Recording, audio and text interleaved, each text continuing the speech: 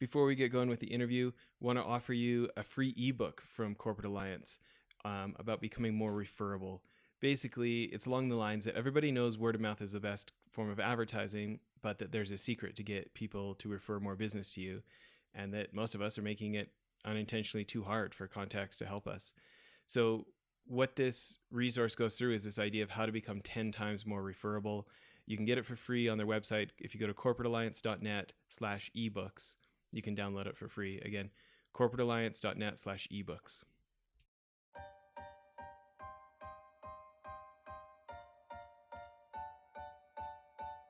Welcome to Leadership and People. This is a series that pulls back the curtain on leadership by interviewing CEOs, senior executives, and entrepreneurs who've had large exits. We ask these experts about how they built trusted networks to rapidly grow their companies and what advice they wish they knew if they could do it all again. Today on the show, I've got Jim Bennett. Yeah, so if your sales are working, then it will move forward. And then culturally, you've also got to you've got to move your culture there, and so you've got to come up with how to do that. Currently, I prefer to relocate someone from an existing city, and then we hire everyone else locally. Jim, thanks for making time.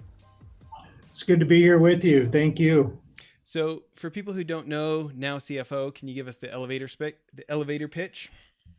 Yeah, I'd like to do that. So NOW CFO is designed to help people fix the accounting and finance problems that all companies face.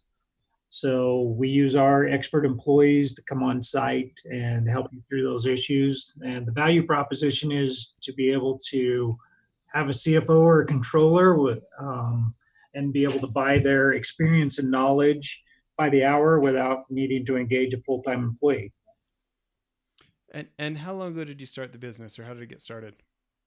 Started the business 13 years ago. So my background real quick is after school, I was working at Deloitte, and I got recruited to Utah, and I ended up working for 5 different companies. Every company I worked for got sold, and some of those were larger and some were startups. And I learned through that process that there were many companies that could use a little bit of help, but didn't have the real budget for that help. And I had seen a couple of other people try to do this. And so I thought, I'm going to start down this track. And I quit a good job and made my wife really uptight about doing that. So here I am 13 years later. I'm in 12 states, 23 cities, and 230 full-time employees. Yeah. I think one of the things I've been impressed with as we've gotten to know each other through Corporate Alliance is you have a real talent for consistency. You're always going, and you seem to have a real steady pace instead of, maybe a lot of entrepreneurs who it's a little more of a wave. And any thoughts about that? Yeah, I agree with that. I grew up on a dairy farm, interestingly enough, and I think I learned that slow and steady kind of makes it work. What's the old saying? Slow and steady wins the race. Yeah. And so I've just even though I wanted to run away from the dairy farm, maybe I brought a lot of those life lessons there. So everything we work on, Jess, is designed to be turned into a process. And so it's ongoing experiments everywhere. And if the experiment is successful, then we test it further. And if we test it further and we continue to find success, whatever the area is, could be part of our operations, could be sales, et cetera, then we start to build it into a process. And as we build it into a process, then we build training around it. And we teach our people how to do it the way that we know that works. And everything has been done that way from the beginning. I wish I could take credit for it, but a lot of smart people here. Yeah. So I'm just thinking about sometimes when I've seen you and you're like, we just opened a branch in Alaska, or these places, you're like, haven't been there yet. Is it that process that gives you the confidence to do stuff like that? Absolutely. Yeah, absolutely. So having opened a decent number of cities, in the 20s now, it's, So what happens when we do that, we know the steps to take, and people have been shown how to do that, and they engage, and we just turn everything on. And once you turn everything on, then all the good things start to happen. Now, nothing goes in. Um, it always costs more and takes longer than you want it to, but we can get started, and we've gotten much better at being able to get to sales meetings immediately, that kind of thing. Can I give you an example of that? Please. Yeah. So when I started Atlanta 4 or 5 months ago, had one of our consultants that wanted to relocate there. In our first trip out there, the consultant who was going to become the general manager partner, we had done work ahead of time to get an office. We did interviews for a salesperson, hired a salesperson, and we had our internal call center set sales meetings, and we closed our first engagement in the first 2 days we were there. And so, you have to do a lot of planning to get there, but those are the kind of things that get things off the ground quickly, and that's what we do. So everything is really about planning and consistency. I think you said it at the best at the beginning. It's just about consistency, not hot this week and slow next week. We just work on it at a very steady pace. Yeah. Any advice for those of us who maybe that's not our natural temperament, but we can see the advantages of wanting to become more like that? Well, process, you can scale process, you can't scale a person because a person only can do so much. And so if you have the desire to build a business that goes beyond what you can touch every day, and then you've really got to consider processes and training and the things that go into building out everything you do so others can do it and be successful. And the parameters too that they should work in. Yeah. So I'm thinking about the math here. When I look at how many markets you're in versus how many years you've owned the business, it seems like you pretty much you've got basically you've expanded into two new markets almost every year. I'm guessing the pace wasn't exactly that, but it kind of looks like that's about what the math is. Is that fair? I wish it was that even. The first 5 years, it took 5 years to get into 3 cities. And so, but from there, yes, it's been pretty steady unless there's been one time where we stopped for a year and decided not to open any new cities. But for the most part, yeah, we try to open a few every year. Right now we're on a big push to expand with more partners in each city that we're in. Sure. There's a lot of folks who would like to see that kind of expansion, in a dozen years in, 23 plus markets here. When it comes to the kind of processes that can give you the confidence to be able to do that and reliably and have it not be a bunch of catastrophes, even though I'm sure there's little things to be dealt with every time. Um, any additional aspects, advice you'd have about what that preparation looks like, or how they can trust, yes, our process really is good enough that we can have another look, we can keep adding locations, or just kind of that gut check on, yeah, we're ready. Yeah, it goes beyond gut check. So it really goes to metrics and parameters. So sales is the main thing you've got to be able to do. You've got to be able to add clients or customers or move product, because sales will fix a lot of your problems. It will also stretch you to be able to take care of the sales. But yeah, so if your sales are working, then it will move forward. And then culturally, you've got to move your culture there, and so you've got to come up with how to do that. Currently, I prefer to relocate someone from an existing city, and then we hire everyone else locally. But I've done it both ways. You can do it both ways. But training matters a lot because that's another way that you move culture. And so, really, those couple of things. Um, so, I'll give you an example. So, from a sales standpoint, we have leading indicators where We ask salespeople to report their activity every day, but not meetings per se, but we have a little point system that we use, and they know that they're supposed to go get a certain number of points every day. And if you get those points every day and every week, then pretty soon you can hit your goals. And it's those kind of metrics that really drive it. So it's not just a gut check, Jess. It's about knowing that you're succeeding and you know what that ramp looks like. So you've got to go live it yourself.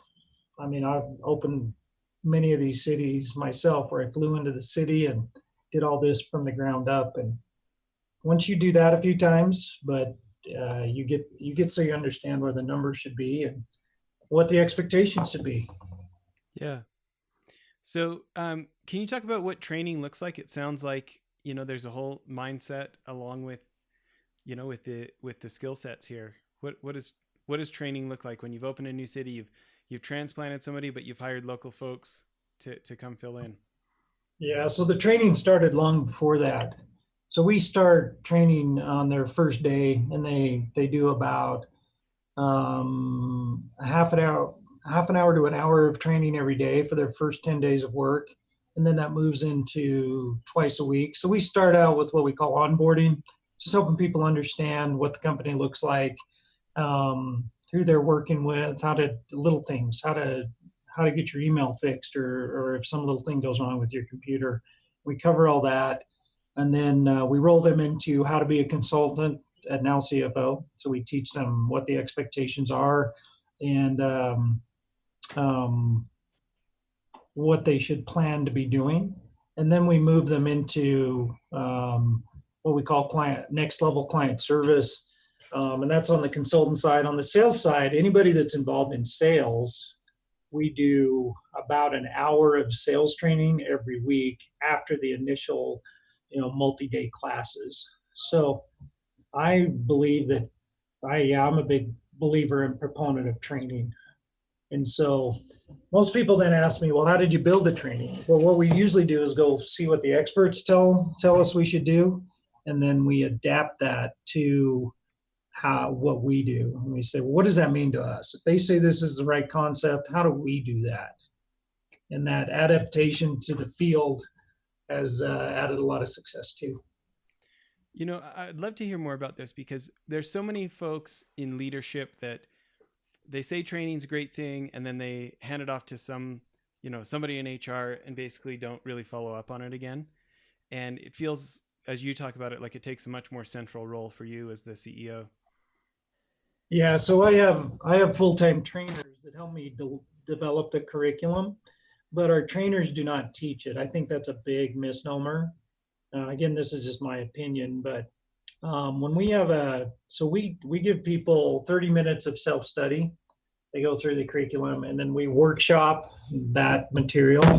And the workshop is run by people that are on the ground, on the front line. So if you're in sales training, you teach your peers and then they teach you. And we rotate through that very quickly. So everyone teaches. And it's really great because they bring live examples, and we don't want to be a lecture either. Lectures are boring. We all read the material, so let's talk about real life examples and how we can do better. And then we iterate on the training. We record those calls, and we bring back the best examples, and we continue to make our training better. So it's just a never-ending, ongoing process, and I love it. I mean, it may sound crazy, and that may sound like, oh my gosh, what a nightmare, but we've turned it into a lot of fun, and we've turned it into a lot of value. It almost sounds like a bit of a game. Can we get people up to speed and, proficient at these repeatable processes? Is that a fair assessment? Yeah, sure. And then I'm always beating myself up to say, okay, if we're going to go into a new city, how do we shave off a month or 2 or 3 months to get to break even? How do we shave off time to get a new salesperson so that they're succeeding? Things like that. So that's real ROI when you come at it that way. Yeah. What are some of the things that have worked as you worked on that? Consistency. The initial training we did was bring in the expert, let them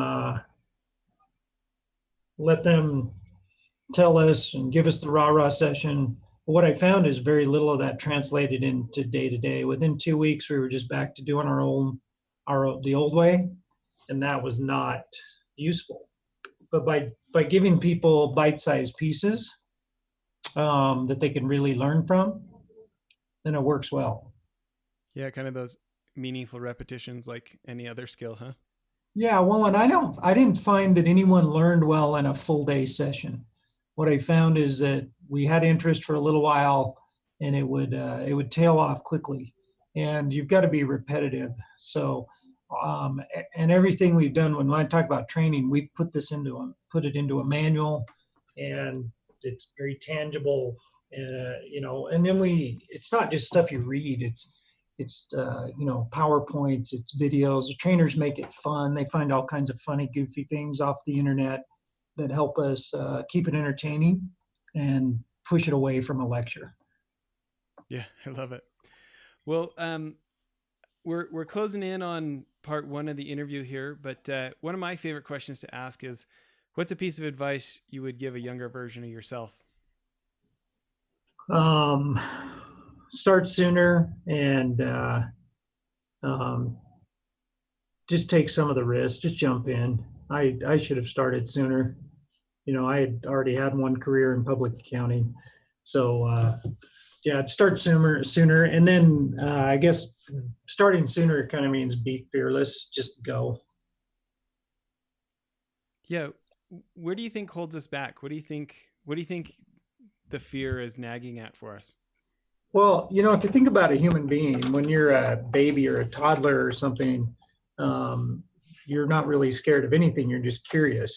And then you go to school and different things, and society might put some labels on you, different things like, oh, that's the smart kid, or that's the weird kid, or that kid's an athlete, or whatever it is. And then that's who we think we are. And for some reason, those labels, good or bad, can limit who we are. And so sometimes I think we need to shrug that off and just remember that we're all human beings, and we're all trying to make a difference and move forward in our lives. And if you see the world that way, then that makes us all pretty equal. Yeah, it's interesting how it can almost be debilitating of like, hey, I really like this label. It's almost like the Boy Scout merit badge, right? If I do that, I risk losing this image or this label, huh?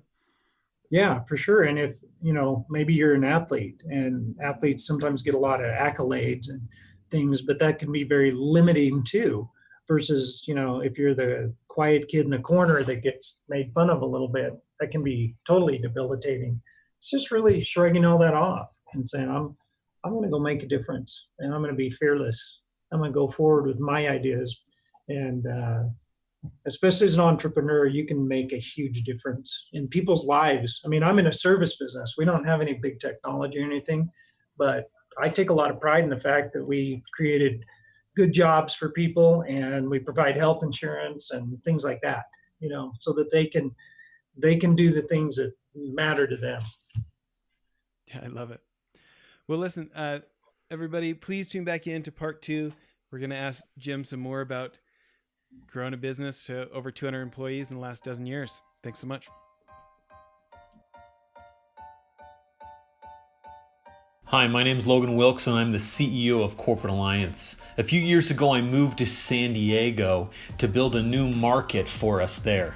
The biggest deterrent I had to success was I didn't know a soul. I often thought to myself, if I just had a thriving network or influence, this would go 100 times faster. To be honest with you, I had never felt so alone in my life because A, I didn't have an influence, and B, I didn't know anyone that was going through the same thing that I was. If you have ever felt like this and you are looking to grow your influence, join us at one of our upcoming events. You can check us out at corporatealliance.net and request an invite to one of our upcoming experiences.